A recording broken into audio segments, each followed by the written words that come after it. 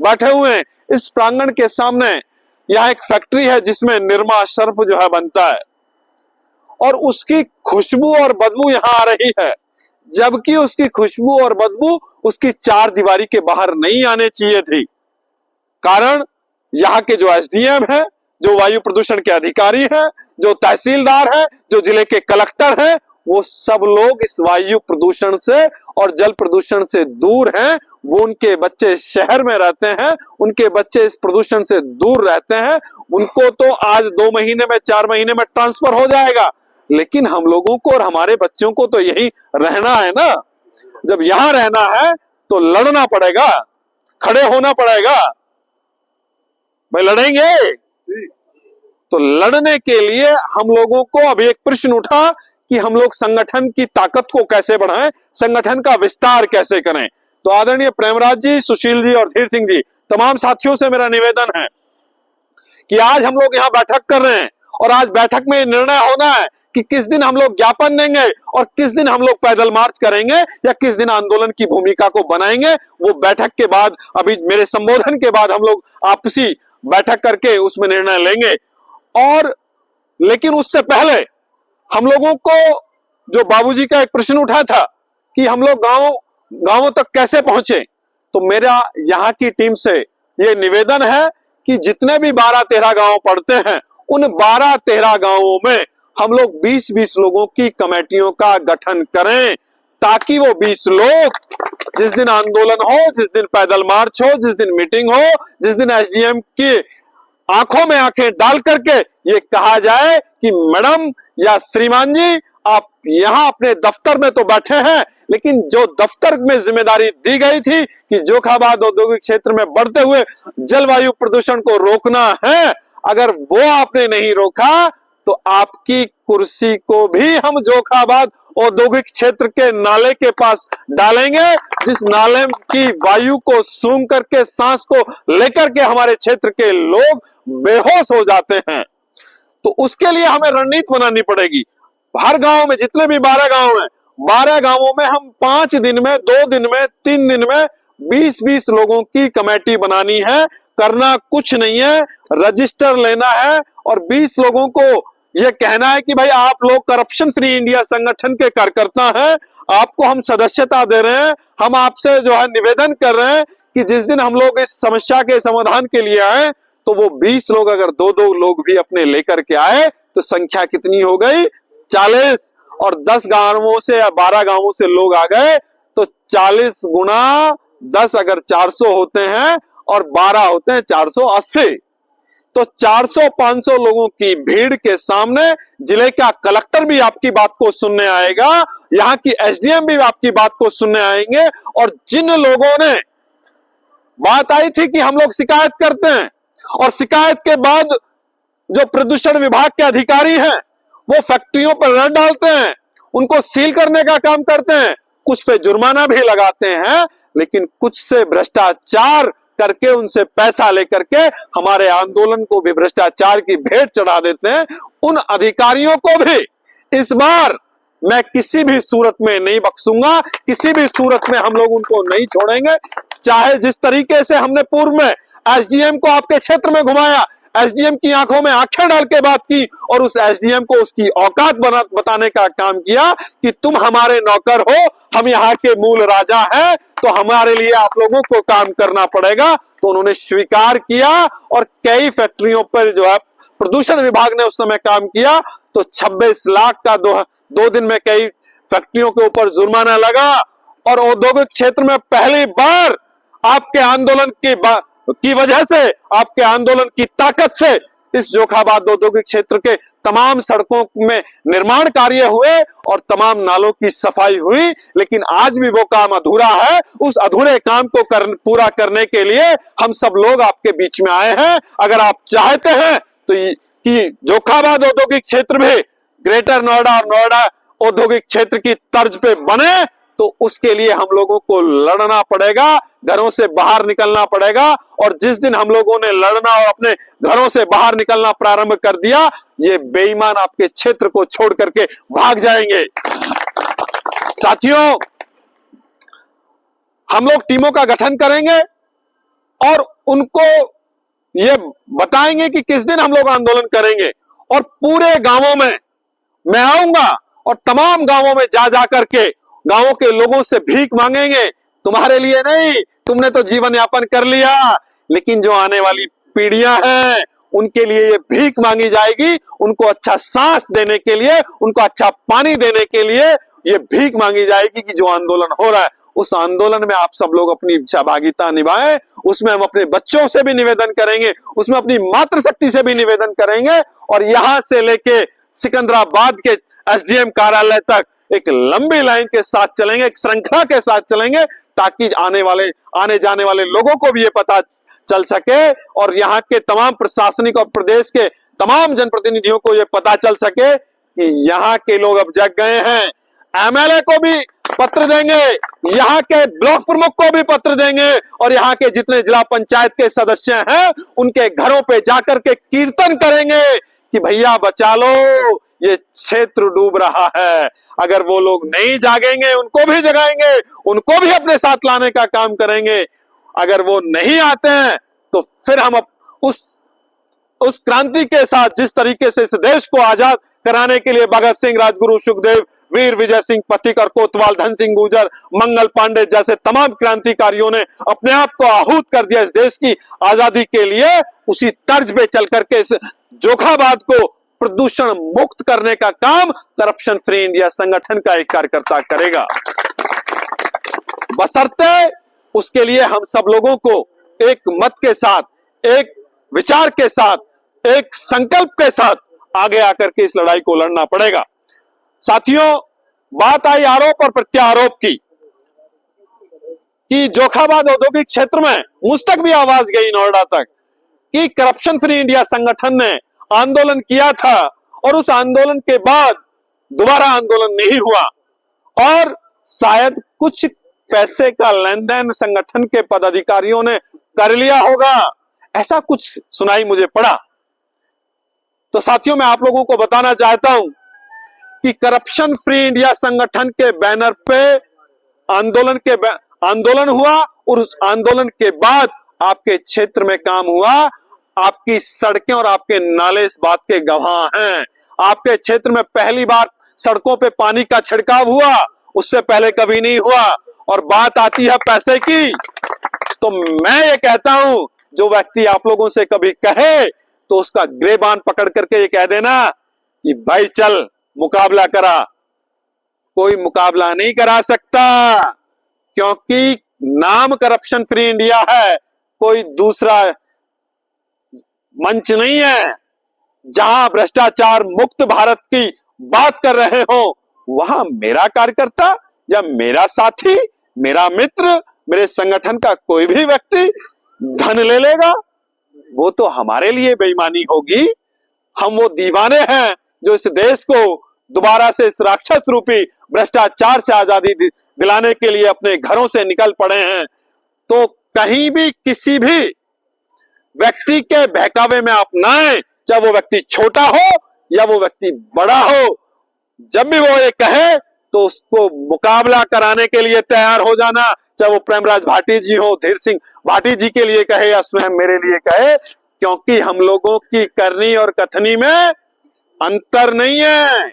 जब पिछली बार आंदोलन हुआ तो एसडीएम ने हमें दबाने का प्रयास किया, यहाँ के पुलिस प्रशासन ने दबाने का प्रयास किया, लेकिन आपकी ताकत, आपकी ईमानदारी और आपकी पवित्रता के कारण ही, भाई अमित मुखिया कहाँ हैं?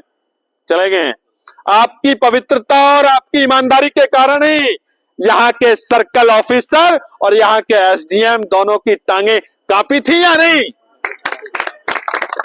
तो वो ताकत सिर्फ ईमानदारी में हो सकती है, और जहां जिस व्यक्ति के चरित्र में ईमानदारी है, जिस व्यक्ति का चरित्र ऊंचा है, उसी के शब्दों में वजन है।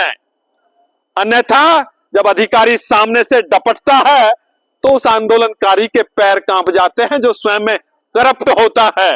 वही काम हमारे यहां उस आंदोलन में करने का एसडीएम ने किया था, लेकिन मुझे क्रोध आया और माइक को संभाला, और माइक को लिए 52 सेकंड नहीं हुए, उस 52 सेकंड के 53वें सेकंड में एसडीएम की जलजलाहट होनी शुरू हो गई। वो इसलिए क्योंकि हम लोग पवित्र हैं, क्योंकि हम लोग ईमानदार हैं। हम लोगों की करनी और कथनी में अंतर नहीं है। कथनी मीठी खांड सी, कथनी मीठी खांड सी, करनी विष की लोए, कथनी छोड़ करनी करे तो विष भी अमृत होए। तो जिस दिन इस बात को हमने स्वीकार कर लिया कि हमारी कथनी और करनी में अंतर नहीं होना चाहिए, तो मैं दावे के साथ कह रहा हूं, यहाँ का जो प्रदूषण है उस प्रदूषण से हम लोगों को मुक्ति मिलेगी। बात आई थी कि हमारे क्षेत्र की जमीन को ले लिया गया और उस क्षेत्र की जमीन के बदले में ना हमें नौकरी मिली, ना हमें अच्छा मुआवजा मिला, और हम लोगों को मिला तो मिला भूजल दूषित मिला, वायु प्रदूषण मिला, और यहाँ तमाम तरीके के रंग बिरंगे नाले मिले, कीचड़ मिली, धूल मिली। उसके अलावा हमारे लाभ की बात नहीं हुई। तो मैं आपसे ये कहता हूं, आप लोग खड़े हो, आप लोग गांवों में मीटिंग में प्रारंभ करें। मैं दावे के साथ कहता हूं, मैं तो सेनापति बनकर के लड़ाई लड़ सकता हूं। मैं दावे से कह रहा हूं कि आपके लिए, आपके बच्चों के लिए इन इकाइयों में नौकरी भी दिलवाएंगे, और जो प्रदूषण की और जलवायु की बात हो रही है उससे भी निजात दिलाएंगे। लेकिन आपको खड़ा होना पड़ेगा, आपको घरों से बाहर निकलना पड़ेगा और इन बेईमानों से लड़ना पड़ेगा। जब हम लोग इन बेईमानों के खिलाफ लड़ेंगे तो मैं दावे से कहता हूं कि यहाँ की समस्याओं का समाधान होगा। साथियों, ये तस्वीर देखिए, ये तस्वीर देखिए आप, ये तस्वीर है रालेगंज सिद्धि की। ये उस गांव की तस्वीर है जिस गांव से निकल करके देश में और विश्व में एक बड़ा नाम किया समाज सेवा के क्षेत्र में परम आदरणीय अन्ना हजारे। उनका ये पैतृक गांव रालेगंज सिद्धि, और इस गांव में इस पुस्तक पे लिखा हुआ है रालेगंज का अल्प परिचय। उस गांव में पीने के लिए पानी नहीं था, उस गांव में पढ़ाई के लिए स्कूल नहीं थे, उस गांव में खाने के लिए अनाज नहीं था, उस गांव में सड़कें नहीं थी, उस गांव में लोगों के पास तन को ढकने के लिए वस्त्र नहीं थे, उस गांव में कोई भी व्यवस्थाएं नहीं थी। लेकिन अन्ना हजारे खड़े हुए, उन लोगों के लिए लड़ाई लड़े जिस गांव में 35 शराब की भट्टियां चलती थी, पीने के लिए पानी नहीं था, लेकिन शराबी जो है शराब पीते थे और इस काम को साहूकार कराते थे। उस गांव में अन्ना हजारे ने लड़ाई लड़ी और आज वह गांव भारत ही नहीं, महाराष्ट्र ही नहीं, और भारत का और विश्व का सबसे सुंदर गांव बना है। तो जब अन्ना हजारे जी उस गांव को सुंदर और तमाम सुविधाएं स्थापित करा सकते हैं, तो हम इतने सारे लोग जो यहाँ बैठे हुए हैं, तो इतने सारे लोग अगर हम लोग संकल्प ले लें, आज हम इस प्रांगण में 30-35 लोग बैठे हैं, अगर हम लोग 5-5 लोग लाने की क्षमता रखते हैं, क्षमता तो हम 50 की रखते हैं, 500 की रखते हैं, लेकिन मैं कह रहा हूं कि बिना ताकत लगाए अगर हम लोग अपने अपने गांवों से, अपने अपने मोहल्लों से 5-5 लोग भी निकाल लाए, तो मैं दावे से कहता हूं कि हजारों की संख्या होगी और आपका आंदोलन सिकंदराबाद में होगा, लेकिन उसकी धमक लखनऊ की विधानसभा में और दिल्ली की संसद तक गूंजेगी, और तमाम मीडिया का ध्यान आपकी तरफ आकर्षित होगा कि भाई जोखाबाद औद्योगिक क्षेत्र के जो 12-15 गांव हैं, उनका जीवन नरकीय हो चुका है। साथियों, अभी मैं और प्रेमराज जी अभी पीलीभीत और बरेली गए, वहां संगठन की मीटिंग हुई, तो वहां से जब जा रहे थे तो तब हापुड़ पहुंचे, वहां बदबू आई, वापस लौटे तो फिर बदबू आई। तो ऐसे जिक्र हुआ तो वहां राजपुर गांव पड़ता है, वहां राजपुर गांव पड़ता है। बोले जी हमारे समाज के लोगों का गांव है, और उस गांव में विवाह होने बंद हो गए। मन का भाई क्यों? बोले जी वहां इतनी स्मेल आती थी, उन लोगों को तो रम गई वो स्मेल जो गांव में रहते थे, लेकिन जो रिश्तेदार आते थे उनको रुका नहीं जाता था, तो विवाह बंद हो गए। अगर साथियों यही स्थिति रही तो हमारे यहाँ भी वही स्थिति होने जा रही है कि ना तो यहाँ कोई बेटी देगा, ना कोई बेटे को ब्याएगा। तो इसलिए अगर हमें अपने व्यवस्थाओं को बेहतर रखना है, पर्यावरण को सुंदर रखना है, पर्यावरण को बचाना है, तो हम लोगों को आंदोलन की भूमिका में आना पड़ेगा। और प्रेमराज जी, जो मैंने कहा कि गांव-गांव हमें कमेटियों का गठन करना है, कल से इस पे काम करें। धीर सिंह जी, 5 लोग निकल जाएं, 6 लोग निकल जाएं, फोन करें 2 गांवों में, ज्यादा गांवों को एक दिन में कवर करने की जरूरत नहीं है। 2 गांवों में फोन करें कि भैया हम आ रहे हैं, जरा 20, 25, 30, 40 लोग इकट्ठा कर लो, उनको बताओ कि भाई हम इस आंदोलन की तैयारी कर रहे हैं और हम आपको अपने संगठन की सदस्यता भी देना चाहते हैं, हम आपको अपने संगठन के साथ जोड़ना चाहते हैं, इस आंदोलन की कमेटियों का गठन करना चाहते हैं। हमने अगर 20-20 लोगों की कमेटियां गठित कर दी तो वो 20 लोग 200-200 लोग लाने का काम करेंगे और एक बड़ी संख्या में हम बड़ा आंदोलन कर सकते हैं। पिछले बार भारतीय जनता पार्टी जो सत्ता में सरकार है, सरकार ये चाहती है हमेशा कि किसी क्षेत्र में किसी मांग को लेकर के आंदोलन ना हो। अभी नोएडा में किसानों का आंदोलन चल रहा है, वहां आंदोलन को कुचलने का प्रयास किया जा रहा है। आज मुख्यमंत्री ने कहा है कि अराजकता को किसी भी सूरत में बर्दाश्त नहीं किया जाएगा। अरे भाई, किसान अपने आंदोलन के माध्यम से अपनी मांग कर रहे हैं और तुम कहते हो कि किसान अराजकता कर रहे हैं, किसान बदमाशी कर रहे हैं, किसान वहां माहौल को खराब करने का काम कर रहे हैं। माहौल को खराब करने का काम कर रहे हैं तो उत्तर प्रदेश सरकार के वो अधिकारी जो किसानों का हक नहीं दे रहे हैं, तो उन किसानों के हक के लिए भी हम लोग कल जिला मुख्यालय गौतम बुद्ध नगर के प्रांगण में वहां आंदोलन करेंगे और उन किसानों की रिहाई की मांग करेंगे जिन किसानों को कल रात जेल भेजा है, जिन किसानों के ऊपर सरकार के द्वारा उत्पीड़न किया जा रहा है, उनकी लड़ाई को भी हम कल करप्शन फ्री इंडिया संगठन के बैनर तले गौतम बुद्ध नगर के जिला मुख्यालय पर लड़ेंगे। उसी तरीके से साथियों, पिछले आंदोलन में यहाँ के तमाम नेताओं ने एड़ी से चोटी तक जोर लगाया था, लेकिन हम लोग किसी सूरत में पीछे तो नहीं हटे। उन्होंने एड़ी से चोटी जोर लगाया, लेकिन हम पीछे नहीं हटे। अगर हम चोर होते, हम कमजोर होते, तो हम लोगों को पुलिस 2 मिनट में जेल में ठूस करके विभिन्न मुकदमों में जेल भेज देती। लेकिन आपकी ईमानदारी और आपके तेज के कारण ना पुलिस ने कोई कार्रवाई की और एसडीएम की तो हालत ही खराब हो गई। वो थी ईमानदारी की ताकत। तो साथियों, आज अब हम लोग बैठेंगे और हम लोग बैठ करके, अगर आपको मेरी कहीं भी थोड़ी सी भी बात समझ में आई हो, लगा हो, साथियों बहुत सारे लोग आंदोलन करते हैं, बहुत सारे लोग संगठन चला रहे हैं, लेकिन करप्शन फ्री इंडिया एक ऐसा संगठन है जो अपने हितों से ऊपर उठ करके समाज और राष्ट्र के कल्याण के लिए काम कर रहा है। ए बच्चों, ए भाई, बेटा यहाँ बैठे हो तो थोड़ा सा ध्यान इधर भी दे लो। बेटा इधर आ जाओ, ऐसे कैसे बैठे हो? हमारी जन पीढ़ी के लिए ये आगामी वाली बात है जो समझाई जा रही है। ये बच्चा इसी पे करो, इधर मुका, ये कहां? तो साथियों, करप्शन फ्री इंडिया संगठन एक ऐसा संगठन है जो अपने हितों से ऊपर उठ करके हमेशा समाज की लड़ाई लड़ी है। आईएएस अधिकारी भी जब मैं लखनऊ जाता हूं और यहाँ तमाम जिलों में मिलता हूं जो गौतम बुद्ध नगर और बुलंदशहर से दूसरे जनपदों में चले गए, वो आज भी हमारे संपर्क में बने हुए हैं और वो कहते हैं कि यार एक ऐसा संगठन आपका है जो निर्भीकता से और ईमानदारी और पवित्रता के साथ काम करता है। अन्यथा कहीं ना कहीं संगठन के पदाधिकारी अपने निजी लाभों के लिए आंदोलन तो समाज के लिए करते हैं, लेकिन व्यक्तिगत तौर पे जाकर के अपने निज लाभ को उठाते हैं। आज आंदोलन देश और प्रदेश में सफल क्यों नहीं हो पा रहे हैं? क्योंकि कहीं ना कहीं उन नेताओं में लचक रही है, कमजोरी रही है, इसलिए वो आंदोलन सफल नहीं हो रहे हैं।